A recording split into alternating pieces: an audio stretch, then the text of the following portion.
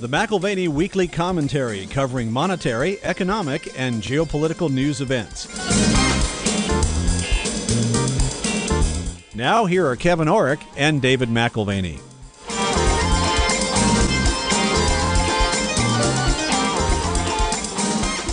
Welcome to the McAlvany Weekly Commentary. I'm Kevin Orrick along with David McAlvany. This year, we have a video, finally, David, that's the primer that we've been asking for years. And, you know, a lot of our listeners have gold and silver, and they utilize the triangle as the way that they invest their money.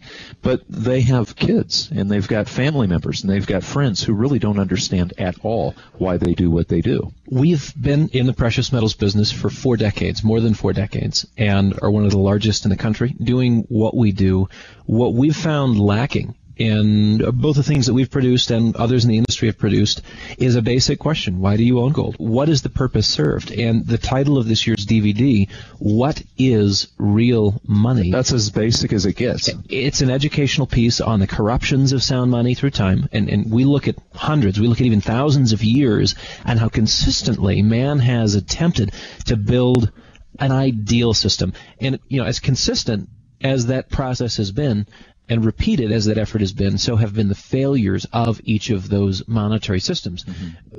So we point out this one thing. You need a relationship to something real in order for a monetary system to remain stable. When you move away from that tangible relationship, that is when all kinds of problems develop. A massive increase in debt, a massive amount of money printing, a massive amount of inflation, a massive amount of currency disruption. We export something to the rest of the world which is inherently destabilizing. Do you know what that one factor is? Well, the dollar. The dollar is the destabilizing force, and it wasn't that way originally. This is the irony. We brought about a great degree of stability in the world monetary system after World War I, but again, that slippage, that temptation to build a better mousetrap. At the end of Bretton Woods, the monetary agreement we had from 44 until about 1971. Well, it was a promise that the dollar was a receipt for gold. I mean, the dollar wasn't just a piece of currency or a piece of paper. It was a receipt that you could actually redeem for gold. Its legitimacy was tied to something non-system oriented and something that had universal appeal. But you've mentioned slippage. Okay, we have slipped. I mean, let's just look at the beginning of the Federal Reserve, which is really there to print money. I mean, how much have we slipped in buying power just since the last 100 years? 100 years. We founded in 1913, the Federal Reserve System, the third of our central banks. We allowed the other two because of unbelievable, very clear observations by many of our founding fathers to say, hey, wait a minute, this is how you corner the market in finance. This is how they didn't want to go the same route as the Bank of England had gone. No, in the modern vernacular, many have called the banking community banksters. Well, that's not inaccurate if you go back to the first central bank and the second central bank. And again, we allowed their mandates to expire and for them to simply slip into history. 1913 created, again, the new context, our current context, where slippage, this is when politicians figure out that the money system can be abused to the advantage of the political elite. It's when, slippage is sort of a creative way of describing the gradual loss of purchasing power. But, this has been well recognized by those in the field of political economy. There is a very quiet way that you increase taxes and enable a system, a political system, to grow beyond its natural limits, and that is via the money system. So if you were to take a 1913 dollar and convert that into what it buys today, Dave, what does a 1913 dollar buy today with the slippage? Well, Kevin, I would say something along the lines of a gumball, except that most gumballs cost a quarter instead of a nickel. And actually, it won't even buy a nickel's worth of bubble gum today. So you're talking we've lost 95, 96, 97% of our buying power. That's right. So, the film this year covers what we consider the basics.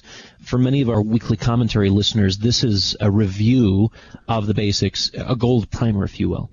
And my suggestion is you look at it as a primer, not for yourself, because you may already be familiar with these issues, but as a primer for friends, as a primer for family members and colleagues who've never quite gotten it. Right. If you know anyone who has sort of an overly confident view in our current financial system, in our monetary system, or a naive understanding of how our monetary system works, whether that's our fractional reserve banking system, our fiat monetary system, or even the high degree of leverage and radical expansion, created by Wall Street financial products over the last several decades. If you know anyone who is in this position, this is a tool, this is an essential tool for you to pass along to them. Well, and history is such an important thing to know. We can go back and talk about economic and political history until we're blue in the face, but sometimes you just have to put it in a simple format where you say, look, this is a repeating pattern, okay? It wasn't without thought and a long series of trial and errors that we were on a gold standard.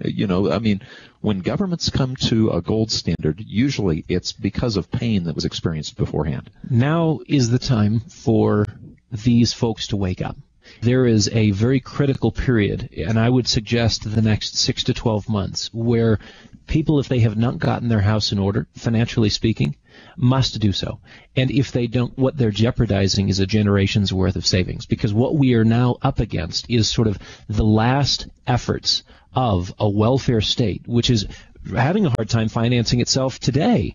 It is moving into that last desperate gasp of survival. And I think this is where we see, yes, ultimately the wheels come off in the financial system, but not without a significant fight by our central banks to maintain the status quo. And I say central banks because it's not just the U.S. Fed, it's also the European Central Bank, it's also the central bank in the UK, directed by Mark Carney, it's the folks in Japan, it's folks all around the world who have done the same thing that we have since 1971. Well, and David, this is the first time in history that the entire world has been on a fiat or paper currency system. So, if the experiment didn't work before country by country, how in the world will it work for the entire world? Now, I think we should also mention right now, early on in the show, for listeners who want to go ahead and see this video, that they can find it at McAlvany.com. So McAlvany.com.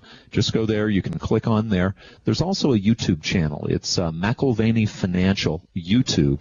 And you can get there either way. Go to McAlvany.com or McAlvany Financial, and that's YouTube. And we would encourage our listeners not only to watch the video, but if you like it, to actually send it to others, maybe even, put like on there if you liked the video, or put a comment, whether you like it or not. What I'm personally asking you to do as a listener is just what Kevin mentioned. View it and forward it on to your friends, your family members, your colleagues. I'm asking you to do that because I think the content is foundational enough to an understanding of not only sound stewardship and money management, but something even more basic. Again, what is real money? We're playing games with sort of this fragmented view of financial reality, and this, I think, cuts to the chase of what it has been by necessity for 5,000 years, and just how radical the experiments are that we have in play today, and yet we take for granted how radical they are because we don't know, we don't have the right context. Well, and this video does not leave you helpless. This is a video that actually has point after point after point, things people can do. So, let's go to why there has to be a video in the first place, though, Dave. We have these crises that come up, and we have these needs, these political reasons and sometimes social reasons why the government steps in and does something that's unnatural and actually unsustainable. They're sort of substitutes for the real thing, aren't they? When new substitutes are introduced, on the surface there are usually reasons and justifications. Right. We saw that back in 1922 when there was a meeting in Genoa amongst central bankers, and they decided that they could substitute the U.S. dollar and pound sterling, this is the paper versions of those currencies, as a reserve asset in addition to gold. And their justification was we had just ended the war to end all wars, and there was too much debt. And there was, frankly, a lot of expense put towards moving gold from one storage location to the other as you were seeing foreign accounts put back in balance. And so it was just easier to shift paper than it was the real thing. But in the end, we see human nature peeking through. There is the desire for control and power. It infects the paper money systems, and those systems end up serving the pet projects and the political devices of politicians. And frankly, they are smart enough to influence the monetary mandarins of their day as they do today. We have politicians today that pressure pressure the Fed to act in such a way to improve employment, to make sure that the market doesn't collapse. Why? Because all of these things are issues which are sensitive to their constituents, and to the degree that they don't control the economic variables in a top-down fashion, what you end up with is bottom-up revolutions. Right. And, this is nothing new. Okay, we're talking about fiat currencies right now, which is almost like being able to print your own gold. The alchemists, this is the dream of alchemy, was to be able to create gold from lead. And, what we've really learned is they've created gold, but it's in the form of paper. And it doesn't last forever, but at least for a while, it seems to feed their lust for power. Oh, it does. And I think political scientists have long observed that the power of the purse is really the alpha and omega of politics. We have the infinite printing, which feeds the desire for infinite power. And you have the printing presses of our day, which print, again, money out of nothing.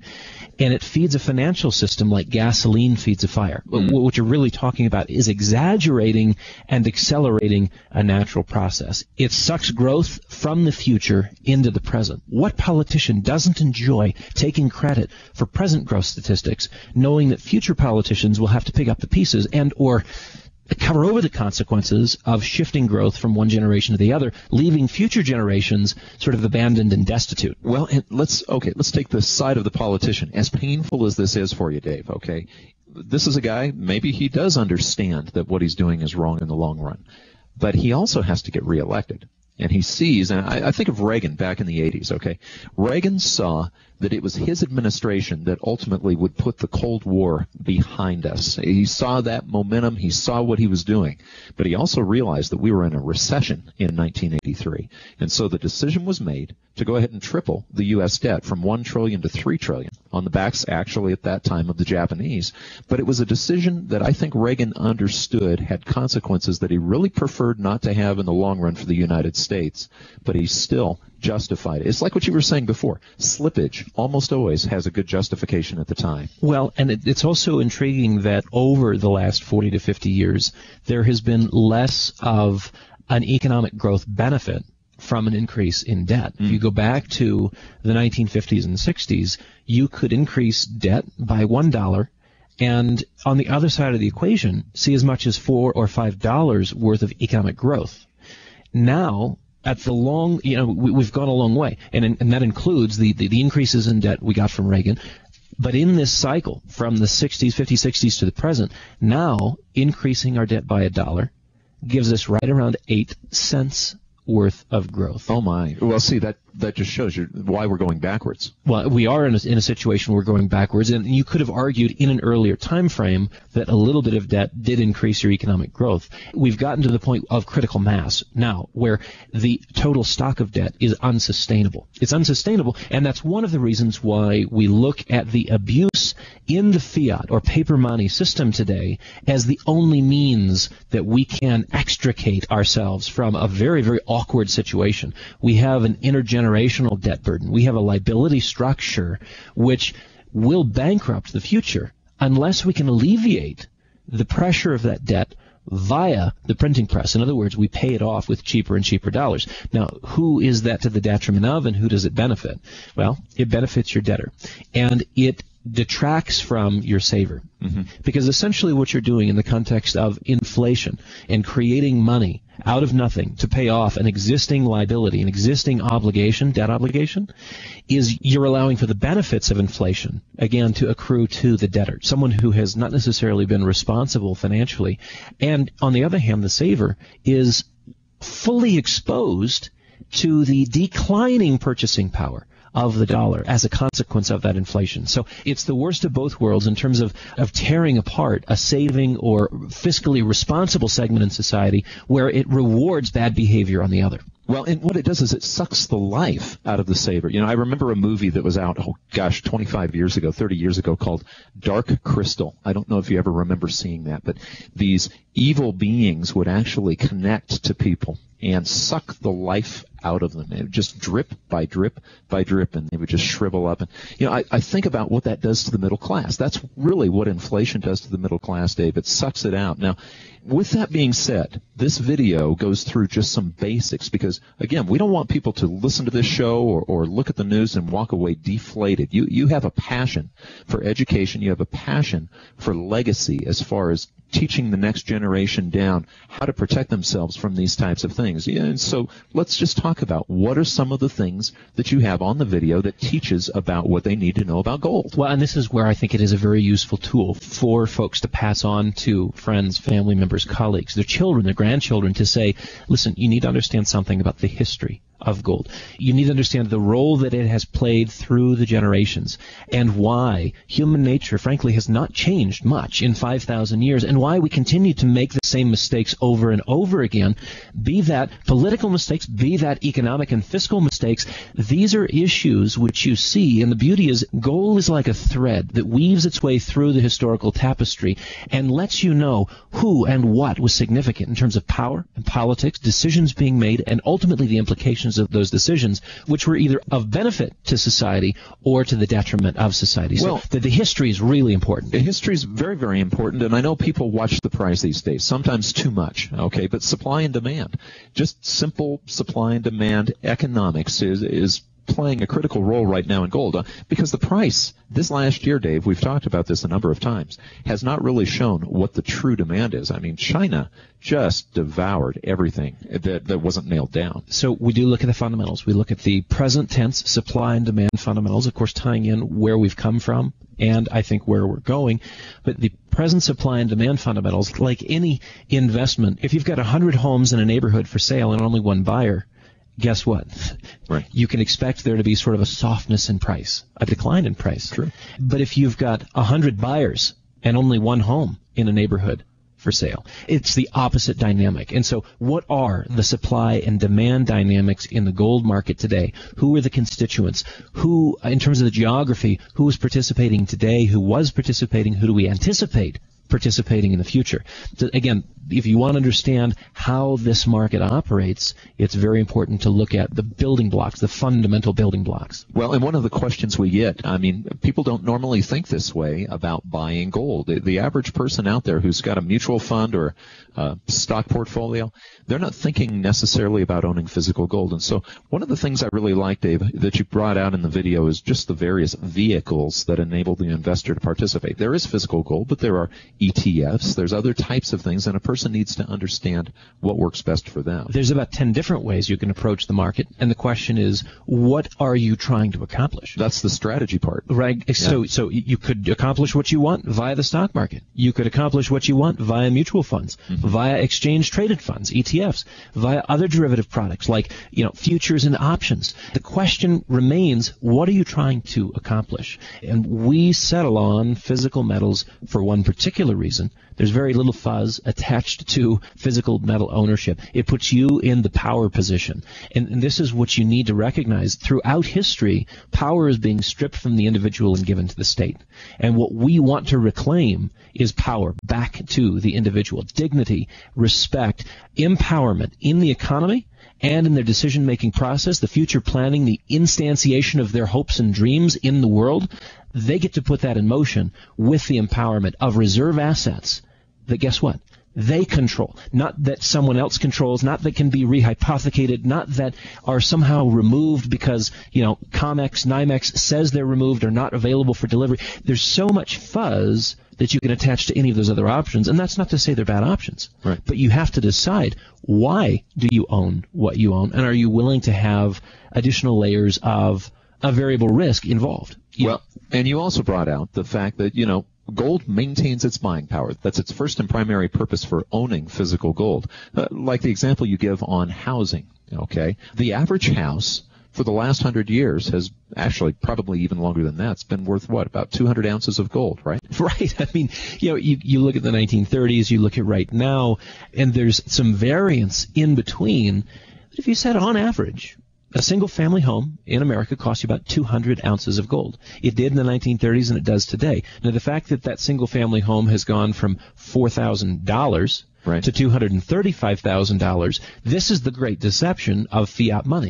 You feel richer because you own a home worth $235,000, but you have been conned into believing that fiat money represents real wealth. This is the great con of our generation of the last 100 years. But guess what? It's the great con which has been foisted on the public, not just for 100 years, but for 5,000 years. And it's why people return to what is tested through time as real money. Well, David, what we were talking about before as far as sucking the life out of the middle class, there really is income inequality. We're seeing different factions talking about income inequality, and it's not Republican or Democrat, and this is an issue where we're starting to see very, very wealthy people who dominate almost all the wealth of the world. What was the figure that the top 80 or 80 some odd people who were the wealthiest in the world actually own more than half of the world's money?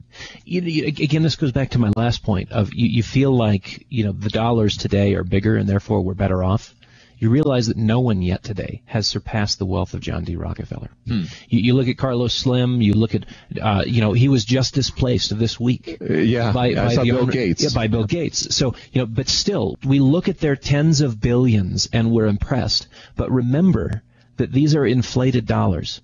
And if you go back in time, the folks who were really, the John D. Rockefeller was Malcolm Gladwell talks about this in one of his books, Outliers, where you say, wow, is that even possible? That's just the way it rolls. If you understand what real money is, and if you understand what has happened in the context of our fiat currency system, this is how all reality is distorted and redefined. Well, curiously, the current administration has made a very big to-do about income inequality. And obviously that's not new from a Democratic administration. We've heard that over and over again. But look at Teddy Roosevelt. Right. Under the Republican banner, he went on sort of a related, not exactly identical, but a related crusade when he was busting up monopoly trusts.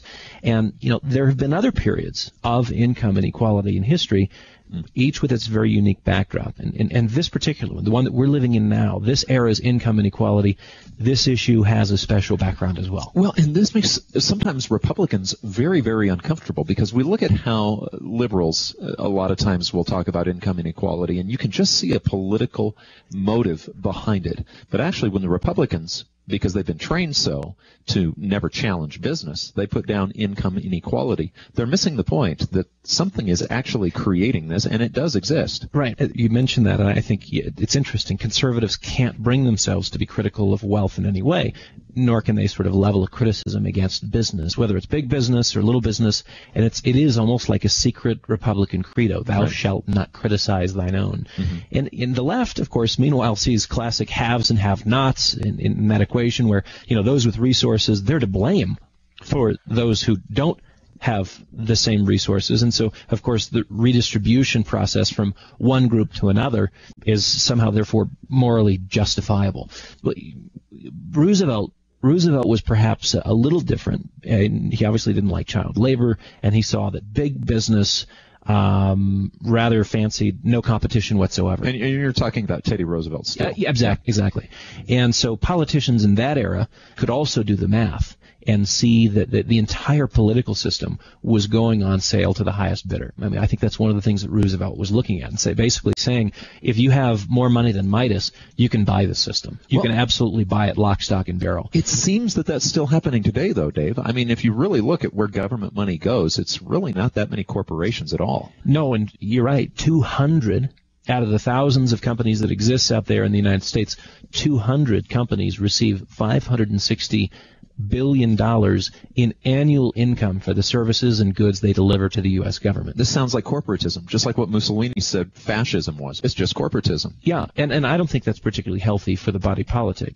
We tend to look at these things through a variety of lenses, political, economic, geopolitical, and what have you. But the most practical one for this issue, I think, is to see what elements are sort of universal under the law. When you look at sort of what is fair, if this is a question of inequality and rich versus poor, what opportunities are either limited or wide open under the law?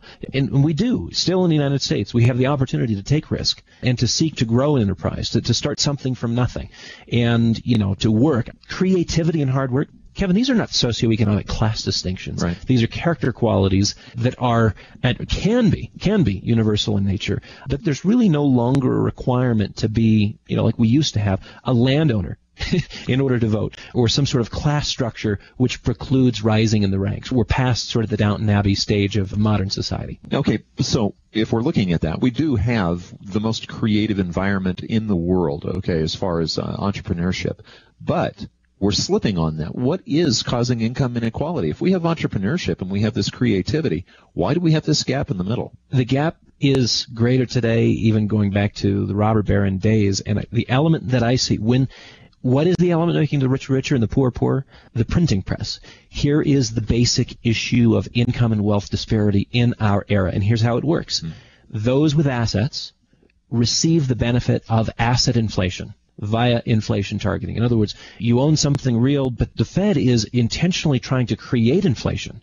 They're trying to create inflation which, above and beyond sort of sales growth or, capturing market share or things that normally drive the improvement or increase in value in an asset, this is adding an artificial growth rate. The inflation is adding an artificial growth rate to the valuation of those assets. And they've told us that that's healthy. I mean, I remember in economics classes, Dave, where they said a little bit of inflation is really good for the economy. Right. And right now, you have a number of Fed members that are suggesting we lift the current target because they're so deeply afraid of a deflationary spiral. So what is the current target? 2% is the stated inflation goal. Every year, the dollar should lose 2% to the benefit of the economy. Think about that. As a layman, a non-professional economist, how does that strike you?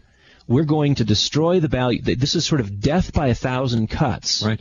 But you're going to bleed out so little at 2% a year, it doesn't really matter, because guess what you're getting on the other side? A healthy economy. It's like going to Home Depot, okay, and you can get those 5-gallon buckets, those orange 5-gallon buckets, and it's like, well, would you like one that holds all the water, or how about one that loses 2% a year? These are small holes, but you should be able to keep up with it as long as you continue filling. Well, okay, so here's the issue. The wealthy don't spend all their income. So what do? They routinely buy assets with the remainder, and those assets benefit from this unnatural growth in value. Meanwhile, you've got the poor and the middle class who generally spend all their income. Right. And with very little in savings, there's very little left over to invest, and very little which therefore sort of rises with the tide of inflation. What that's describing is the upward boost. You've got the upward trajectory of those who have the ability to buy assets and see them appreciate. Hopefully everyone's assets, if they own them, appreciate. But what we're really talking about is the artificial boost that you're getting from inflation, which helps those assets grow at an even more aggressive rate. So the person who's having to actually just spend their paycheck on their bills, they're getting less and less month by month for what they make. Right. So we just finished talking about the upward boost in terms of asset prices. Then you have the critical downward pressure on the middle and lower classes, which are a result of money printing. And this is how that works. Your real inflation-adjusted income has not only been stagnant. Right. Well, I guess that's healthy enough. We should just say it's been stagnant for the last 40 years. But you had a growth trend. From 1947 to 1973, median household income was growing at 2.1% per year. And now, from 1973 forward, that trend has been less than 0.1%. So it's not keeping up with the fall of the dollar, basically. It's not keeping up with the stated rate of inflation, certainly. And again, so this is where, with stagnant inflation or declining income in real terms, wait a minute. We just said it goes back to the early 1970s. Trivia question, what changed in our monetary system in the early 1970s? Well, I guess it was Nixon closing the gold window. The dollar is no longer on the gold standard. The dollar was no longer a receipt for physical gold. That's exactly right. So your 1971 disconnect, where you change the monetary system, all of a sudden changes the economy as we know it and changes the income and asset growth trajectory for the middle class and lower class in our country. Instead of being able to keep up and improve their life, now we find this bifurcation between the rich getting richer and the poor getting poorer. Why? Because it takes every last cent to pay for the bag of groceries, the tank of gas, and Johnny's school clothes. Well, and I want to go back. We were talking about the history of gold a little bit, Dave, but I think it's important to look at the history of your family. When Nixon closed the gold window in August of 1971, your dad was a stockbroker, stock and bond, and he saw that, and both your dad and mom agreed, we need to buy some gold. But knowing your dad, and you know your dad very, very well, he doesn't just do something himself. Okay, he spreads like a contagion. If he's doing something, he tells everybody what he's doing. And really, you need to do this too. He was right, though. I mean, it's sad, isn't it? Isn't it sad that we actually have to sell gold to people, to trade paper currency for gold? We shouldn't have to do that because the paper currency should be backed by the stuff. Well, and that is the point. The bottom line of this year's DVD is that you have to put yourself on your own personal gold standard up until the time when, from a policy perspective, we return to something which is responsible. Right. And up until that date, you're responsible in terms of a stewardship of family wealth to ensure that fiat money, the system which is hell-bent on destroying your purchasing power, does not take you down the tubes with it. Now, again, this does not have to be the case. From the 1860s till about 1922, well, you could say 1914, but technically 1922 when we went out of the gold exchange standard, we had a system where you could trust your savings. Right. You didn't have to buy gold because it was already in your currency. And if you had greenbacks, they were a receipt for gold, which, and again, in a one-to-one relationship, ensured that you were not being taken advantage of by politicians and banksters. That's not the case today. So we have this situation. It's a tough situation wherein not only do assets inflate to higher prices, but you also have the inflation of the basic necessities of life. Right. So via the central bank printing presses, we end up with stagnant real wages buying less and less of the basic necessities of life and requiring all or nearly all of an income just to make ends meet, even requiring today a dual income to earn what once could have been provided for on a single income. Think about that. The two gals from Harvard University did a book on that maybe 6-7 years ago. But yeah, you have dual income, which is now required in what could have been a single income family.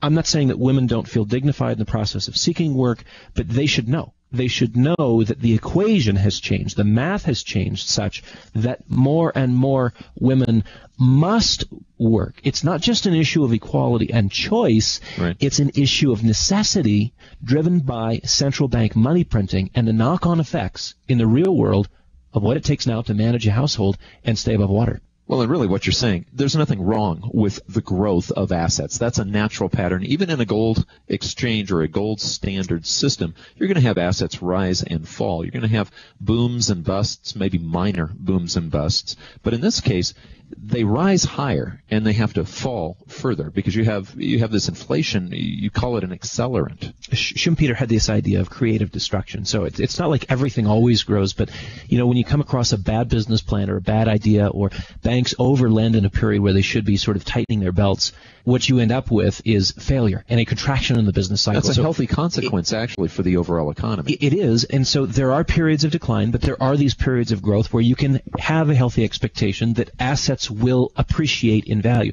Not that all trees grow to the moon. That can't be the case. It never will be. It's unnatural. You do have ebbs and flows in the business cycle. But what we're really talking about is the difference between normal compound interest, sort of follow the rule of 72, and what you would expect of savings and investment growth, with that accelerant in the equation. The accelerant in the equation is when you add 2%. 4%, 8% inflation, and the nominal value of assets increases well beyond the rate at which companies can grow their sales, or, as really, if you want to think about real estate appreciates given sort of the normal supply and demand dynamics. So we've had sort of the super growth cycle of the 80s and 90s, which was growing for a lot of good reasons. Right. But there was also this exaggerated exponential growth in debt, and the exponential growth in our world of monetary aggregates, which again has sort of set the bar so high. Everyone now expects the growth of the 80s and 90s as normal, when in fact it is the consequence of inflation, it is the consequence of massive debt expansion, it is the consequence of about 3 bad variables for the 2 or 3 that are also healthy and normal also in the mix. Well, have you noticed, too, though, the people who would actually blame the Federal Reserve, this printing of money, like you said, they never get elected, Dave. They platform on those things. I'm thinking of Ron Paul. I'm thinking of some of these guys who actually see the problem for what it is. They never get elected. We know Ron. We've interviewed him, and he's not going to get elected. No politician really wants to consider our central bank and their monetary policies as the cause of income and wealth disparities, because they also recognize that being able to continually overpromise depends on the printing press. Right, and that's how they get reelected. No, if you lose access to easy money, buying votes becomes a lot harder. Sure. And democracy, this is sort of the dark side of democracy. Politicians have a huge stake in today's status quo, regardless of the rhetoric you get from the left. Real structural change is not on the table because it would upset vested interests and disorient voting blocs that really, quite frankly, expect their bread to be buttered. Well, and it's not just us in our own country seeing this. I mean, when we talked to Dabrowski last week, he said the exact same thing. He said, look, until there's structural change, it's going to look pretty grim. Yeah, I mean, and we've mentioned many times before, the Fed, the Wall Street establishment, they're only too content to allow sort of inflation statistics to be managed, massaged, tell a story which is convenient for their purposes but doesn't really reflect what people experience, sort of checkbook reality. If you want to call it checkbook reality. Checkbook reality and CPI inflation reality are 2 very different things.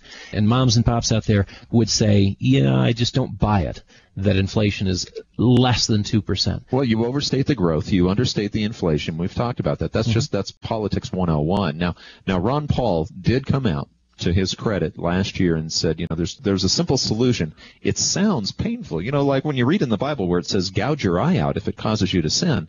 That's what this sounds like to most Americans. But he said, go ahead and gouge the Fed out. Let's just go ahead and get rid of the Federal Reserve. If you wanted to eliminate wealth disparities, those of our day, without playing Robin Hood, which is kind of the solution of the political left, you could either end the Fed, or, perhaps less radical, you could severely curtail their operations. You've got inflation targeting, you've got discretionary policy implementation, and I think generations from now will look back at the major social and political changes that have occurred as a consequence of the Fed's freewheeling behavior, and say, why didn't you see this? Why didn't you connect the dots? And it'll go back to that issue of voluntary blindness. Politicians don't want to consider the issue that our monetary policies are creating income and wealth disparities, ultimately will create social disruption and a haves, have-nots environment. They don't want to point the finger there because it is what promises political legacy. They're banking on. Our political elite today are banking on easy money policies, enabling them to continue to offer, with the bill being passed on to the next generation. Well, and it does not seem likely that we're going to get rid of the Fed. It does not seem likely that anytime soon we're going to curtail them. It does not seem likely, Dave, that we're going to go back to a national or even worldwide gold standard. So this takes me back to the video originally, because you have said if it's not going to happen nationally, then it has to happen personally. And so what are some of the things you want people to do with this video in conclusion? What is real money? It's a primer for your friends. It's a primer for your family to understand the context that we're in today and to piece together a little bit of why. If you understand something about human nature, gold has returned to the forefront after each failed attempt at some other paper money system. This is the Chinese 4,000 or 5,000 years ago experimenting with a paper currency and finding that it failed. There has yet to be a single fiat money system that has survived. Everyone has interesting failed. That it's China now who saw the failure early on, thousands of years ago. It's China right now that's putting themselves back on a gold standard, so to speak, by the amount that they're buying. So I would challenge one thing you said a few moments ago. We may have a global monetary reset. We may have rationality reemerge and a populist outcry for we don't want to be taken advantage of. We don't trust the banking system, and we certainly don't trust our politicians.